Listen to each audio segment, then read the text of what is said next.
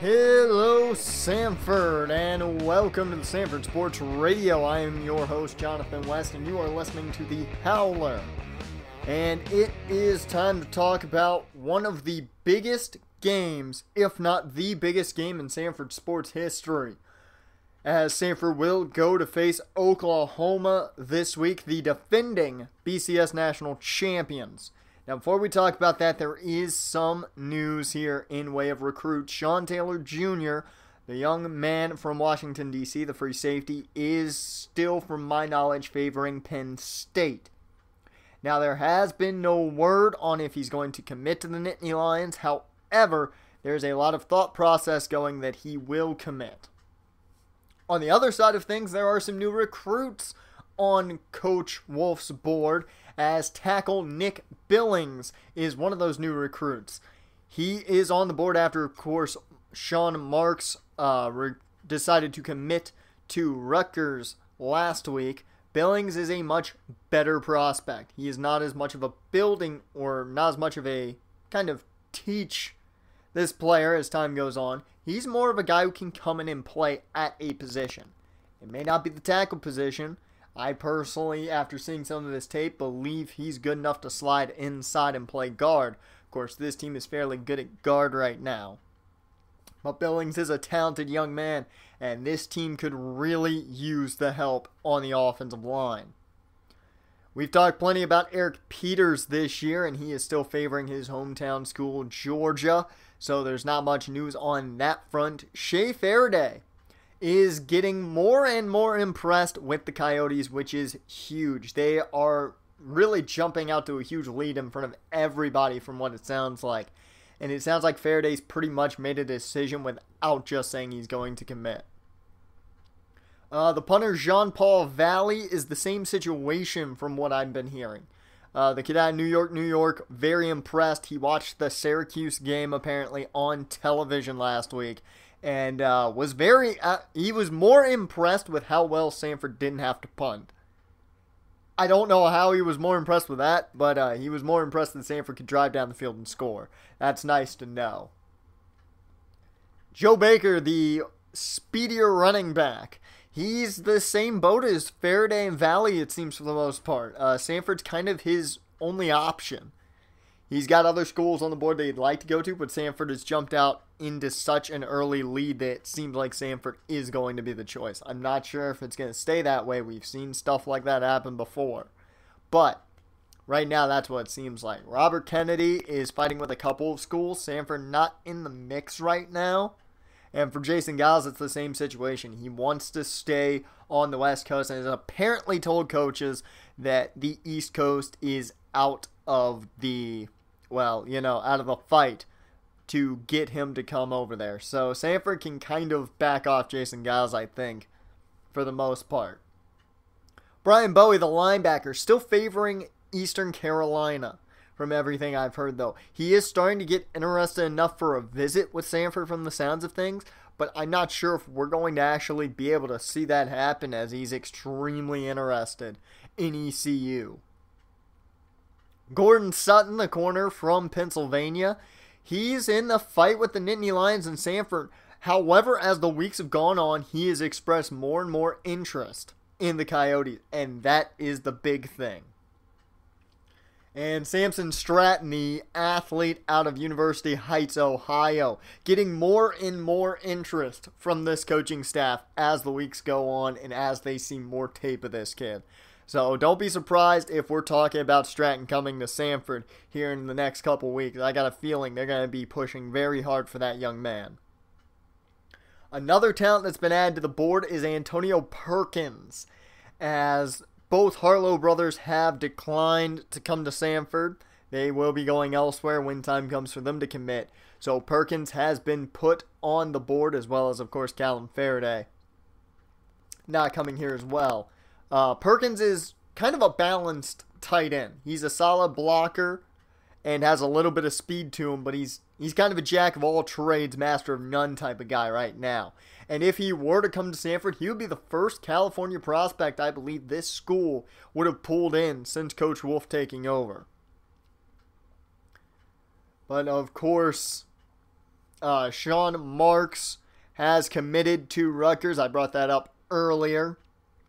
He has committed to Rutgers and is the reason for Nick Billings being on the board now, the young building block tackle. Rutgers has what I believe could be a talented young man coming to their school, but of course it's going to take time for Marks to get where he needs to go.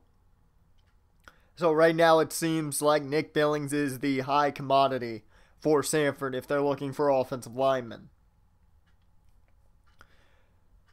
So before we get into anything else, let's touch on the Oklahoma game just a bit. It is arguably the biggest game Sanford has ever played. And I can tell you now, folks, there's not a person around that believes Sanford is got a chance in this game. I actually talked to a couple students and they said they don't want to go to the game. One, airfare, of course, is going to cost a lot. But, of course, they feel it's going to be a killing.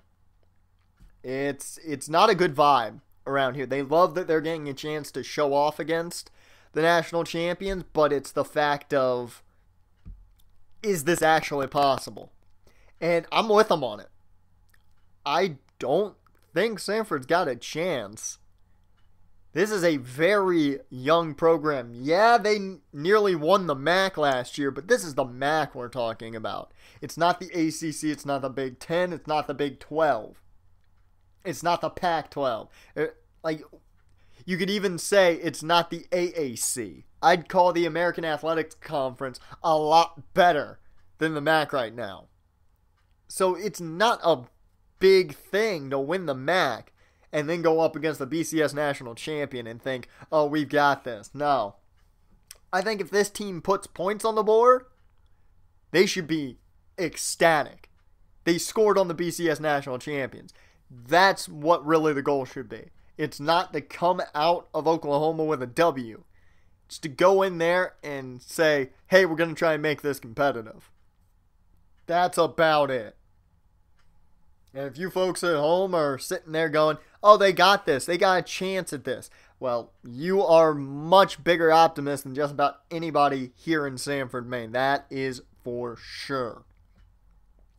However, one plus is that Sanford is number 2 in the MAC currently, meaning they are leading the East. It's a great thing to see. We'll go over some of the games here that the MAC's got in store. Of course, Oklahoma hosting Sanford is the kind of highlight of the MAC conference this week. There is Eastern Michigan taking on Army.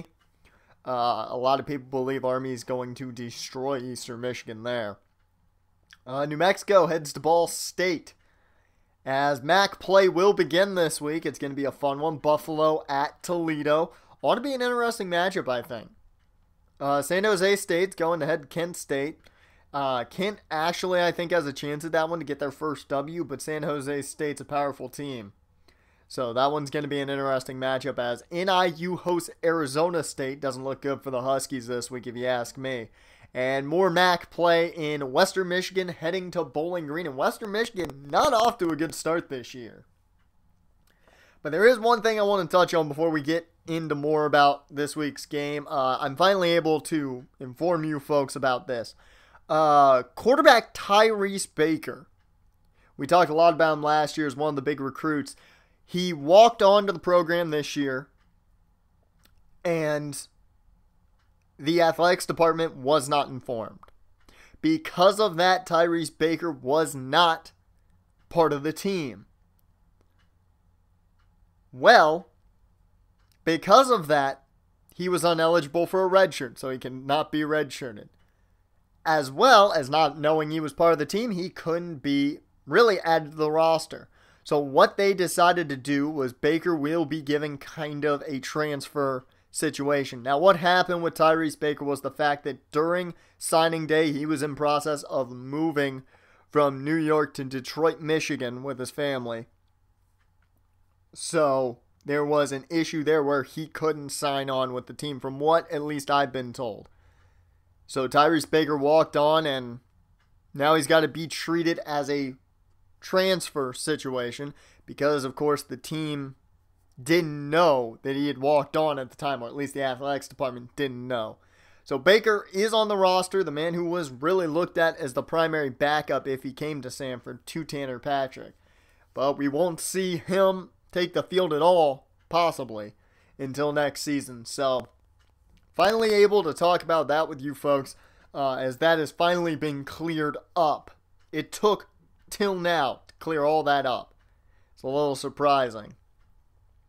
As we get back to the game at hand this weekend, and as I said, Kirk Herbstreit, as well as just about any other media outlet you can find, has Oklahoma defeating Sanford. And there have been some, I'll tell you, some very rude articles I've seen online saying that this is just a game to allow Oklahoma to just look as dominant as ever. I would not say that much. This defense has looked sharp at points this year, and Richard Cruz is having his best season yet. I wouldn't be surprised if Richard Cruz is able to get an interception today and add on to how well he has played. He's gotten 2 picks in 3 games. If he gets a third in his 4th, that would be amazing. But, not saying he's going to, I just wouldn't be surprised if it happens. But it's being looked at as a giant killing. I said it already and I'll say it again. This team just needs to focus on scoring. They just need to put points on the board. Don't worry about winning. Don't worry about losing. Don't worry about any of that. Just worry about getting in the end zone once to show you can score on the national champions. That's all I'm saying. Because if they can get some momentum, I think this team will ride. They'll ride that momentum to either more touchdowns, to more scores, or, of course, to a big play on defense. Something like that will take place. Now let's talk about some of the players we've got to watch, including a situation, of course, that took place last week during the Syracuse game. First, Oklahoma's players. Kyler Murray is the guy you're going to be seeing at quarterback. He is, well, pretty much a better version of Tanner Patrick, is the way I'd like to put it. He is a deadly threat both in the passing game and when he's got the ball in his hands running. So expect a lot of Kyler Murray on the ground. This defensive line's got to be sharp. They got to be ready. And the linebacking core has to know when they got to go after Murray. He's arguably the deadliest weapon, if you ask me. It's going to be very similar to last week when we saw Eric Dungey take off. I feel like that's going to be a lot of what we're going to see this week with Kyler Murray. So if you look at it, they did kind of get a warm-up in Dungey last week at Syracuse. So this defense might actually be a little more ready for Murray than I actually thought. This is just coming to my head right now. But Murray has a ton of weapons behind him, and we're going to talk about a couple of those. And the main one to talk about is senior running back Joe Mixon. A lot of talk about Joe Mixon, an NFL prospect, thinking he could go in the first round of the draft. We know how running backs go nowadays in the NFL. You got to be really good to go in the first round. And Joe Mixon has been talked about as a first round prospect for the NFL. So this is a guy this defense has to slow down. They don't have to stop him. They just got to slow him down. If the front line can get to him, if guys like Townsend, Irvin, Flowers, and Hollis can get to Mixon and slow him down, this team has a chance to stop this offense. But it all, no pun intended, runs through Joe Mixon, whether it's in the passing game or the running game. We're going to see a lot of Mixon, I've got a feeling, this weekend, and hopefully it doesn't get as bad as Joe Mixon can probably make it. I wouldn't be surprised to see a lot of option utilized with Mixon and Murray in that combination. I've already said that Murray is a dual threat and one of the biggest threats on this team overall. Another player to talk about is tight end Mark Andrews. Last year he won the Mackey Award, so you know he's a good tight end, winning the award for best tight end in the nation. I wouldn't be surprised to see the senior win it this year. He's having a good start to the season, and really he might be having a better one if he can find some room around the linebackers in Sanford. Now, this team runs a very spread-style offense, so don't be surprised to see possibly 4 or 5 defensive backs on the field for Sanford every single play, which would mean Andrews would more than likely not be on the field or have a cornerback covering him, which is a very favorable matchup, I think, for us. Andrews does have a lot of speed to his game, but I think it favors Sanford a lot more than it does Andrews and his style of football. So there is a plus there, but he is a deadly weapon and arguably the biggest weapon that Murray has in that passing attack. At cornerback, Parrish Cobb's the only guy we're really going to be talking about. He's the guy who's going to be on Herb Fellows all day. Hasn't had the best year so far, but he already does have an interception, and that's something to keep in mind. Because really, when it all comes down to it, if Fellows has a big day, this offense is going to have a big day. If Rob Thomas can have a big day, this offense might have a big day. If Jermaine Dingle can have a big day, this offense might have a big day. So they need to kind of keep in mind who's going to be the hot hand at receiver or even the running back situation as we saw last week. And we'll touch on that here in a bit. But Parrish Cobb is going to be a guy to watch to see if he follows Fellows all day long or if he'll jump from Fellows to maybe Jermaine Dingle, maybe even Rob Thomas when Thomas is out there. He could be jumping around the field looking for kind of who is that go-to receiver for Patrick to shut him down. So then, well, things can't go our way.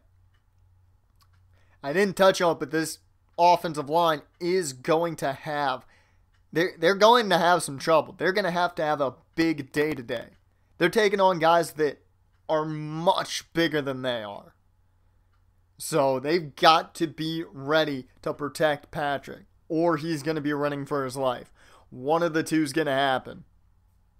And if the latter happens, I got a feeling we're going to see a lot more mistakes. But let's touch on the one situation here with Sanford, though, and that is, of course, Claude Fleming. The starting halfback here for Sanford suffered a mild concussion last week, and because of it was out for the game. Tyrone Jennings comes in, has an amazing day, 144 yards on the ground on 15 carries. And the situation at practice this week was the fact that they didn't let Fleming get a lot of touches, about 5 or 6 during practice. From what Coach Wolf told me, before I went on the air here, I asked him about the Fleming Jennings situation. He said Fleming will see snaps, but he is on a pitch count. Don't expect Fleming to start. He'll see at most about 10 to 15 snaps. And expect Tyrone Jennings and Tom Joseph to see a good amount of carries. So this is not going to be Claude Fleming's game. We are not going to see the workhorse here for Sanford playing. It's going to be Tyrone Jennings getting his first start in his career. He had a great day last week. If he can replicate that against a strong defense like Oklahoma's, that would be enormous. But it's a different team. Now, I like Tyrone Jennings plenty. I think he's a great young man. I think he's a great player. But it's going to be a tough test this week. Syracuse is one thing. The defending BCS national champions are an entirely different force to be reckoned with. So Tyrone Jennings has to be playing his best. He's going to see probably, I would assume, if they run the offense, I believe they will, 20-some carries. They're going to try and more than likely keep that ball away from that Oklahoma offense. So I expect a lot on the ground and for them to try and make sure that ball stays in their possession as long as possible. So Tyrone Jennings, Tom Joseph, I hope you're ready, because Claude Fleming ain't got time to save you this time.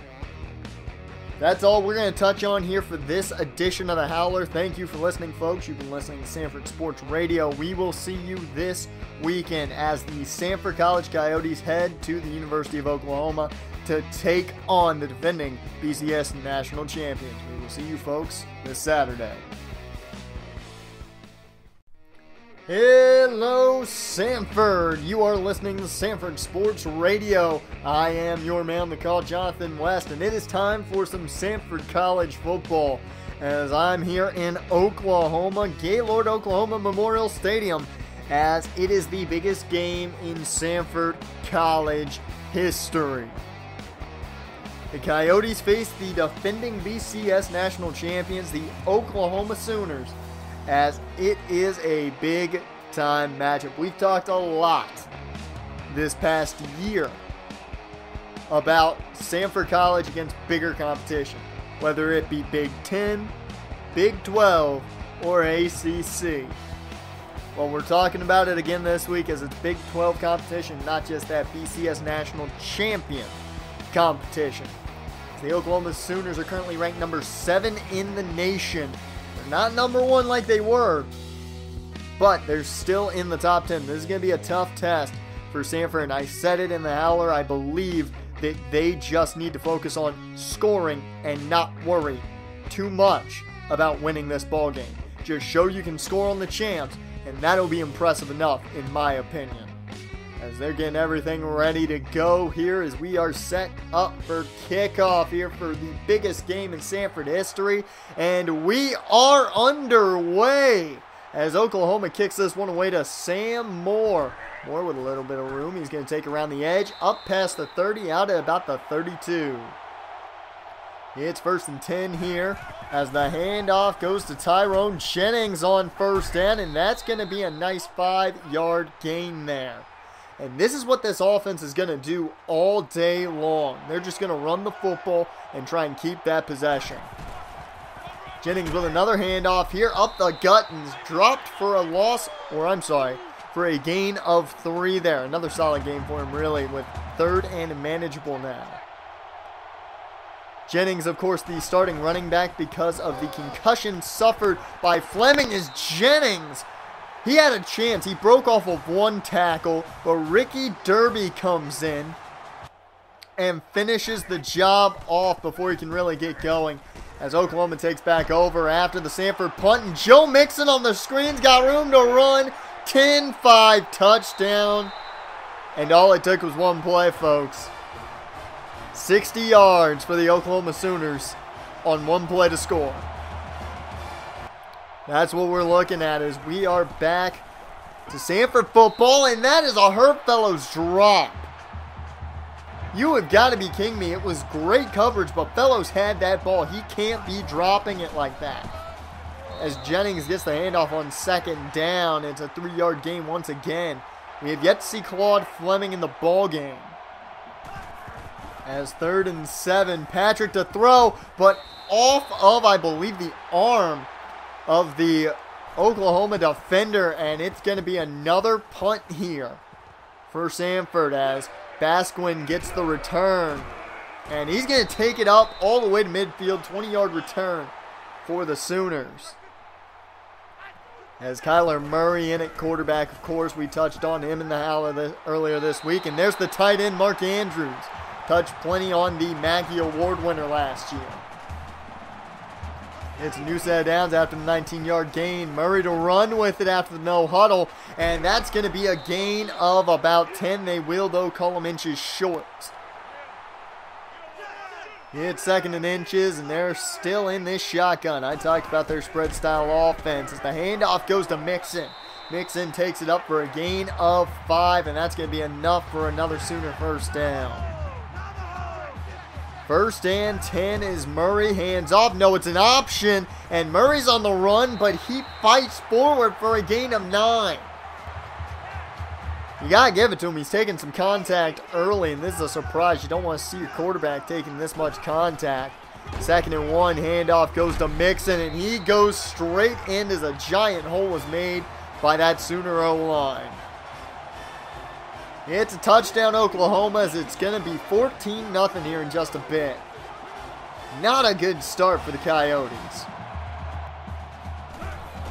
As the handoff, it's the first action for Claude Fleming today as he goes up the gut, and he looks pretty good, but they are going to keep him to that 10 to 15 snap pitch count. As 2nd and 2 after the gain of 8 from Fleming. They'll go right back to him, surprisingly. And that's around the edge for a 3-yard gain and a new set of downs. Claude Fleming maybe bringing a spark to this offense. Jennings checks back into the ball game. As a deep ball, that's Costello! 28 yards as Duron Costello does what he's been doing all year long so far. And that's just getting behind the defense enough for young Tanner Patrick to make a great play to him. 1st and 10 here is the option for Patrick, and that's going to be a 4-yard gain, and hey, I'll take that. Patrick took some contact, and he's just got to hang on to that football and stay safe. 2nd and 6, looks like they're throwing. That's Herb Fellows. He lost the football, though. But I'm not sure if that's a fumble. They're showing a replay here in the stadium, and I want to take another look. I'm not sure if he truly had possession. I could argue Cobb hit that free before Fellows had full possession. That should be an incompletion, as it looks like the fumble's going to stand, but that should be an incompletion, folks. I do believe that Sanford just got robbed as Kyler Murray misses his intended target on an overthrow there down the sideline. But 2nd and 10 now. Oklahoma in a 5-wide set. I'm going to be talking about that probably all week long now, is that robbery that we just saw there. 26-yard gain here by Joe Mixon as he went across the middle of the field on that reception. 1st and 10, 5-wide set here for Murray. Murray looks to run with it. He's got room to go, and he's fighting still enough for the 1st down as a gain of 13, brought down by Jason Turner. It's 1st and 10 once again as the no-huddle continues for the Sooners. They're in Sanford territory for the 3rd time today as Murray picks up another gain. A gain of 5 on that one as McLaughlin got to him quick. 2nd and 5, the no-huddle continues. Mixon in the backfield there as Mixon gets the handoff here. Goes around the edge, finds room, is cut down, but an 8-yard gain nonetheless. That's going to be enough for the 1st down. Oklahoma with another new set of downs. I still can't get over that fumble that I truly believe should not have been a fumble. I don't think he had full possession when he lost that football after that hit from Cobb. I'm just saying, Fellows did not fumble that football, in my opinion, as Andrew Weaver gets a 5-yard gain there on the wide receiver screen. As it's 2nd and 5, handoff goes to Mixon. He gets right through 2 defenders, and Pat Riley lays a big hit. But it will be a gain of 7 as Mixon hangs on and gets a 1st down. 1st and 10, Mixon on the option. It was a power option that goes for a powerful gain of about 11. As it's a 1st down for Murray, and that's going to be 1st and goal now. They remain in the shotgun as the new back is in. That is Anderson, and he's going to get the handoff up the gut. 4-yard touchdown run for Rodney Anderson. It's a 3-possession ball game, folks, and the 1st quarter's not even over. Sanford back on offense here is over the middle. It was intended for Herb Fellows, but intercepted. Houghton with the interception there. Khalil Houghton with a pick off an intended pass for Herb Fellows. And I just don't think Tanner Patrick put enough on it.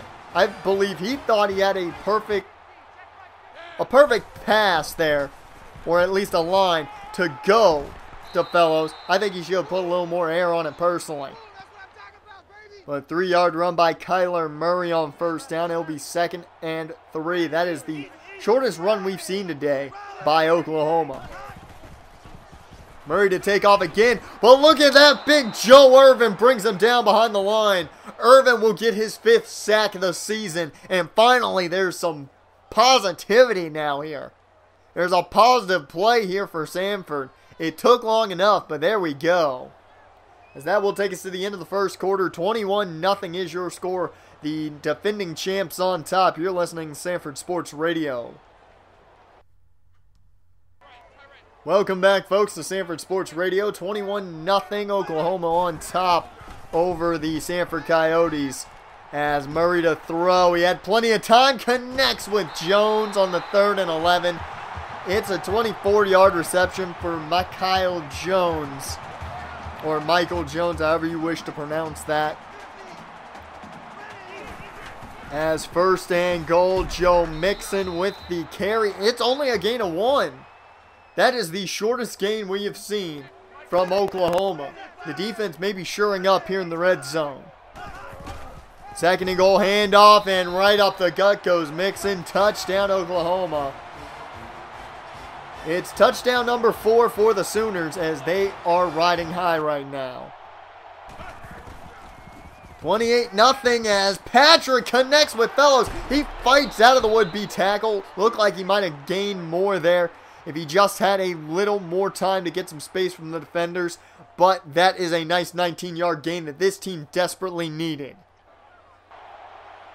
They're back into Sooner territory as Patrick looks to throw. They got a screen set up, but no block set, but Jennings with a nice spin move. 6-yard gain as that should have been a drop for a loss, but a beautiful spin by Tyrone Jennings. 2nd and 4, Patrick hands off to Fleming who's checked in. That's a gain of 5 from the workhorse as he has not seen a lot of snaps today, but hey, he is getting the job done when called upon. Still in the ball game is Fleming. This is Fellows, the man in motion. They're going to throw it, looks like. It's Patrick on the run, though, as no one was open. It's a sack of 14 yards. Amani Bledsoe gets credited for that sack. And right as Patrick went down, it looked like Fleming was running to get open. So that's a bit disappointing as Patrick now. 2nd and 24, play action. That's Duron Costello. It was somewhat of a wheel route there for the tight end. And a beautiful throw by Patrick. Probably the best throw I have seen in his entire career here at Sanford. A great throw connecting with his tight end. It's 3rd and 2 now. The handoff goes to Fleming. And that's going to be a gain of nothing as Fleming just gets back to the line. And it looks like the offense is still out there on 4th and 2. I'm surprised. Play action. Patrick to throw. Connects with Costello.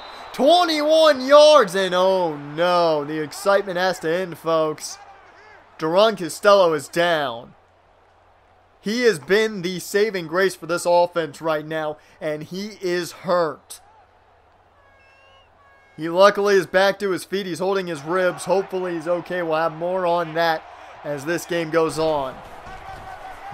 Handoff goes to Jennings on 1st and 10. It's a gain of 3. They're about at the 1 or 2 yard line here now. They are so close to the end zone. This is as close as you get as a pitch goes out to Jennings on 2nd and goal, and he loses the 3 he just gained. Back down to the 4 or 5 yard line. 3rd and goal. Pistol formation. Patrick looks to throw. A block was picked up by Jennings, but an interception. Sunderland with the pick. He was on Rob Thomas. That's exactly who Tanner wanted. Tanner Patrick wanted Thomas on the slant. Couldn't get him. It's just disappointing to see that as Kyler Murray will go down on a sack. It looked like Shane Townsend may have gotten a hand on him. I'm not sure. They got a replay going on here in the stadium, and he really just tripped over Townsend. Nonetheless, the sack will count as it's 2nd and 16 now. Andrew Weaver with the reception. Gain of 8 yards on that catch. 3rd and 8 coming up here. Pistol formation as the no-huddle continues. Murray to throw. He can't connect with Miller as it's dropped, and that will be the first punt of the day now for Oklahoma. As they are out to boot this one away, it feels good to see a punt here from the Sooners. Is Patrick Jackson to return, and the ball comes flying out. It's picked up by Oklahoma. I'm not sure what happened there. I'm not sure if it was a hit that freed the ball or if Jackson was trying to lateral it back. I'm not sure, but it's Oklahoma football now. It's another mistake on the part of Sanford. Luckily, 1st and 10's a drop there, I believe intended for Weaver. But 2nd and 10 now. Murray to throw. He connects with Joe Mixon on the check down. He's close to the marker. They won't call him there, though. 3rd and inches. As Murray hands off. No, it's an option, and he's got running room for days. And he goes down into the red zone. 21 yards down and around the 10. First and 10 here, Murray to throw. And folks, the second quarter is not finished yet, as there's still a minute 18 as that falls incomplete. Second and 10, Murray to throw here, setting up a screen for Mixon. Beautiful blocks in front of him. Touchdown Oklahoma. And there was a late tackle by Trey McLaughlin, who I'm sure is very upset here at today's performance. But luckily no flag thrown. Currently pending the extra point, it's 34-0 with a minute 12 remaining in the half. This is getting ridiculous. First and 10 here as Tanner Patrick takes off on an option. And that's one of the better gains today. A gain of 10 yards. They will call him short of the first down marker though. Time continues to tick as Sanford goes no huddle. Patrick looks to throw off his back foot and connects with the wrong colored jersey. That's 5 turnovers in the first half, folks, for this Sanford football team. Neville Gallimore with the interception. It's just getting hard to watch here, even for myself. First and 10, Murray to take off. He somehow gets away from the D-line and is brought down inside the 10. Another 21-yard rush.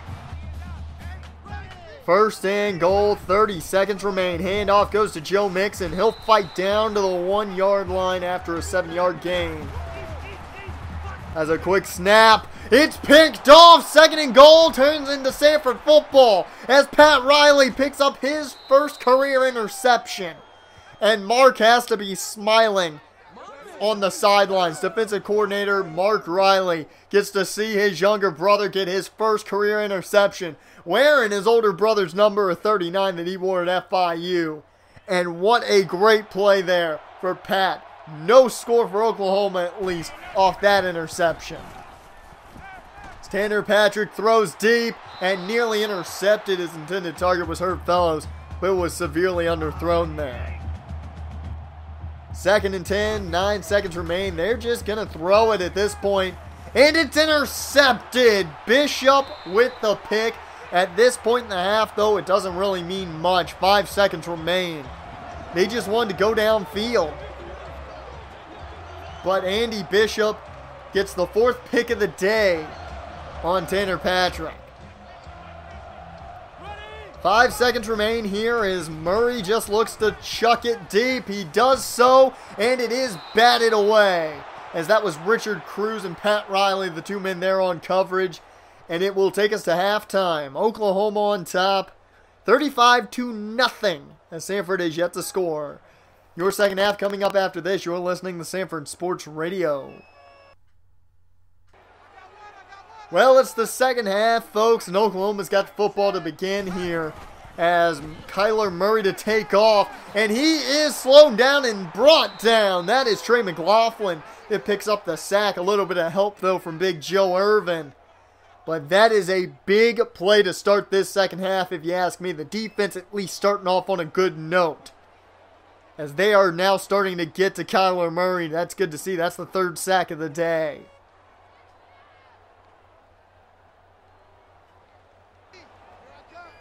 Second and 11 here is Murray in the shotgun. 2 backs to his side as Murray looks to throw.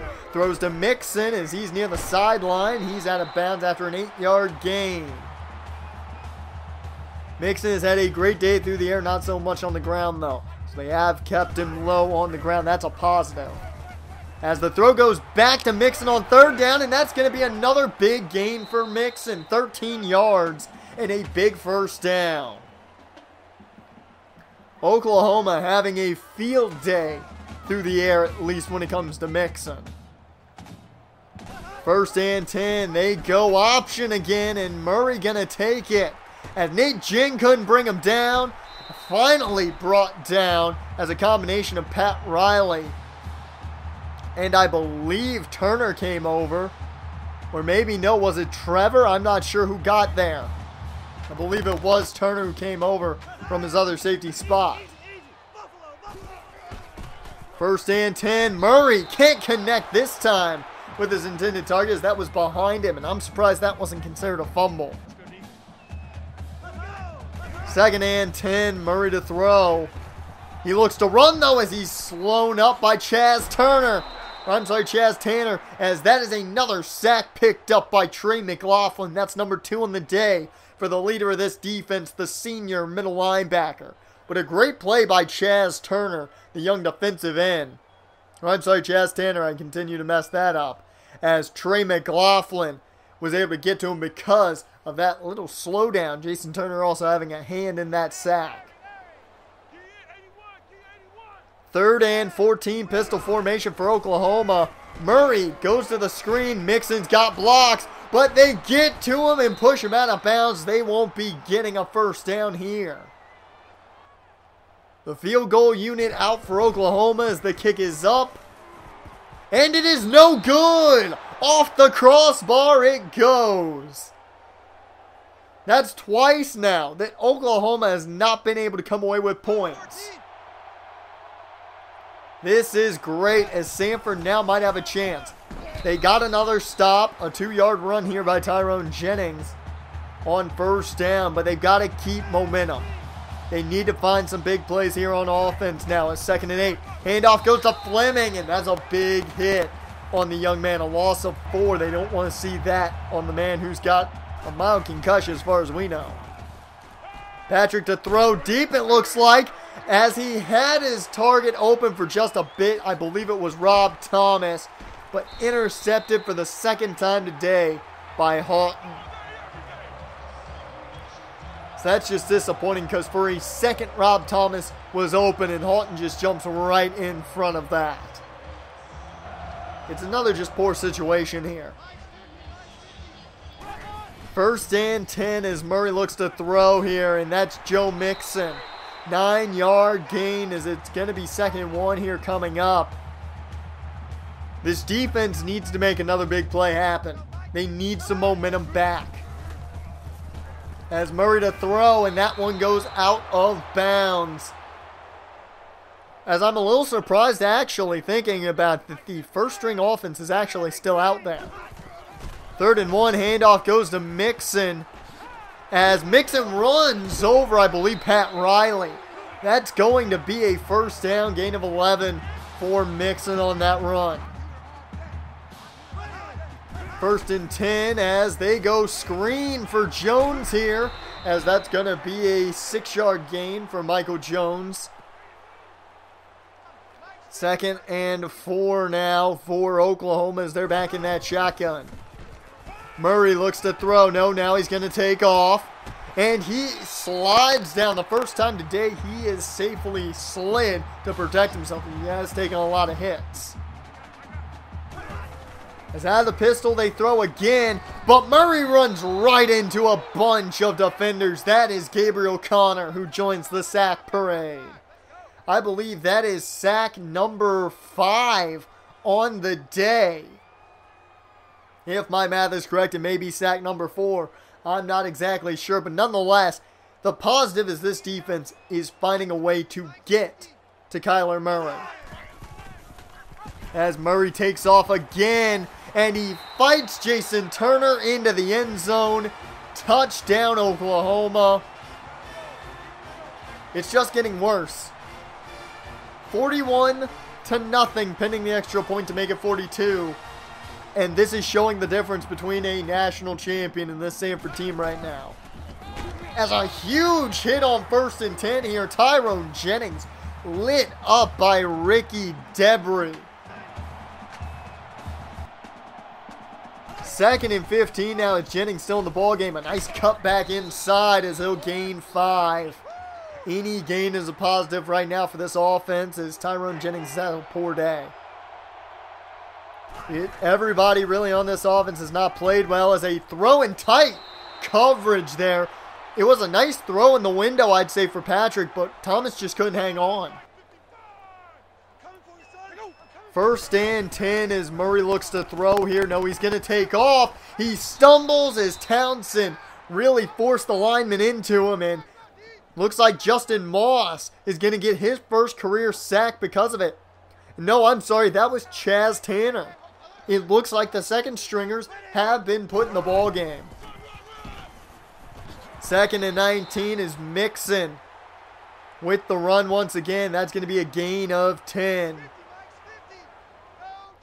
3rd and 8 now is Murray setting up another screen for Joe Mixon as the defenders come down, but he is hit out of bounds. That's going to be enough for another first down. No, it looks to me, I'm sorry folks, the first stringers may still be in this ball game. So I see Dustin Jordan, one man that's still out there, Rodney Anderson with a 15-yard reception. On another screen pass, they have loved those screens today, as this has just been absurd. As the handoff goes to Mixon here, 1st and 10, and that's going to be a handoff for a gain of 8. Another solid carry for Joe Mixon as it will take us to the end of the 3rd quarter. Please somebody stop the suffering. It's 42-0 Oklahoma on top. Final quarter of play coming up just after this. You're listening to the Sanford Sports Radio.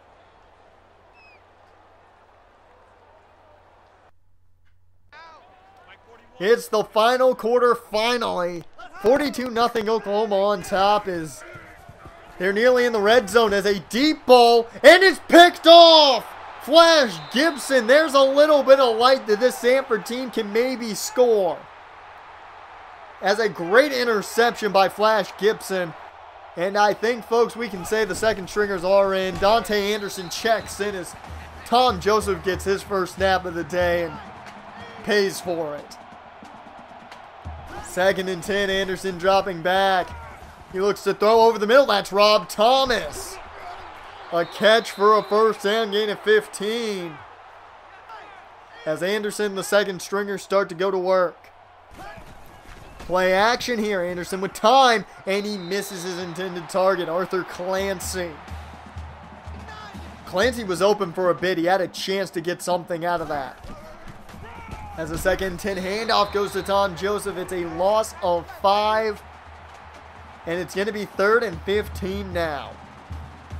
Joseph has found no room. 3rd and 15 as Anderson looks to throw. He connects with Rob Thomas, but he can't hold on. He'll drop it as 4th and 15 comes up, and looks like Sanford just punts it away. Murray to run again as he can't be brought down by Mario White.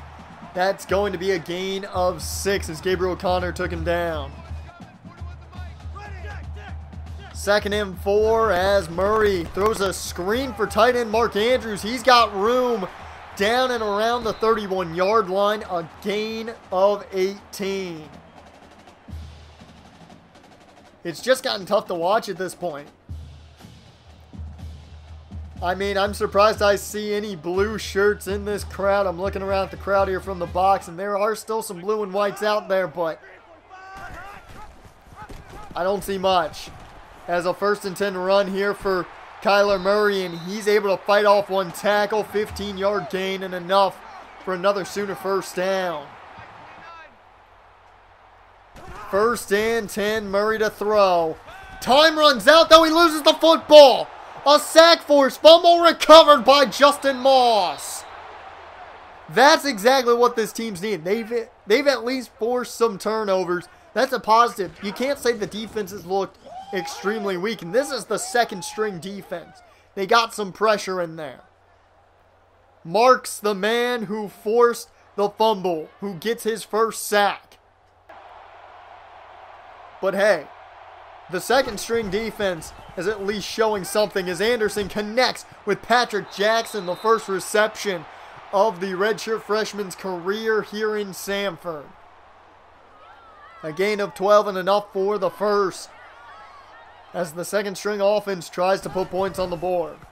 Anderson to throw. Time running out. He just throws it up, and it's intercepted. Andy Bishop with his 2nd pick of the day. And he's going to run down the sideline. A nice block, and he will go in.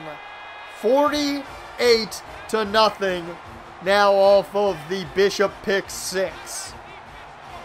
The intended target was Arthur Clancy. But it's just done, folks. It's over. Oklahoma has destroyed this Sanford football team. As 1st and 10, the offense back on the field. Anderson just chucks it away as really no one was open. There was some one-on-one coverage downfield. Anderson didn't take a chance. I think it might have been a smarter move just chucking it away. As Tom Joseph on the screen here on 2nd and 10, and that's a big gain. Down to the 45. Nice play there as Joseph found some room, took it for 26 yards. Best play of the day in my opinion, that's for sure. Has a beautiful block there, really set him free. 1st and 10, and this crowd is quiet, and they can be all they want. The Oklahoma fans know what the outcome is going to be, as it is 2nd and 7. Now after a gain of Tyrone Jennings 3. 10 for 15 today for Jennings. Sanderson to throw on the run. He throws it to Cobb. The one defensive back's name we haven't called all day. And he finally gets his name called. It's a pick for Cobb as Anderson just got rid of it as he was hit. He wanted Rob Thomas, I believe. That got there far earlier than Thomas did. As Anderson takes the handoff, it's going to be a gain of 3 for Oklahoma. They're just running clock at this point, folks. 2nd and 7. It's an option for Murray. He's got room up into Sanford territory out at the 32. 25-yard gain. 21 rushes for 154 yards. And no, folks, that's not a running back stat line. That is a quarterback's rushing stat line. Just over 2 minutes remains as Joe Mixon takes another handoff. Only a gain of 1 here. As it's just hard to call anything at this point. 2nd and 9. They let time tick as Mixon takes the handoff, and he's going to fight for a gain of 8. Some would call that 9. They will call it 3rd and inches from a new set of downs. This should be the last play of the game as Murray goes down, a loss of 2. That's Otis Griffin, the backup middle linebacker, who brings him down. And that will be all she wrote, folks, as this game has finally, thankfully, come to an end. Your player of the game is Joe Mixon, 154 on his 9 rushes. Or, I believe that was receptions. But it's just, it was a beatdown. That's the easiest way to put it. There's no easy way to say this. Oklahoma beat down Sanford today. 49-0. Sanford put up a goose egg. No points. I will say I wholeheartedly believe Sanford was robbed of a possible score, as I still believe Herb Fellows did not fumble the football but did not fully have possession, and it was an incompletion. So Sanford would have had another opportunity to score, but it's ruled what it was. It's led to the final, and questions I think are going to emerge about Tanner Patrick. He didn't play smart again today, and it just has not been a good year for him overall. There's a lot of questions to be answered. I'm sure you folks at home have plenty. It was just a tough one. It's going to be tough to come back from this. Luckily, this team has a bye week. But the next game I'll see you folks in, it'll be week 7. We'll talk all about MAC conference play opening up as Sanford will travel to Buffalo in week 7. Talk all about the bye week in the next edition of the Howler, folks, as thank God I get a week off. Final once again, 49-0 Oklahoma over Sanford. You've been listening to Sanford Sports Radio. I will see you folks in week 7.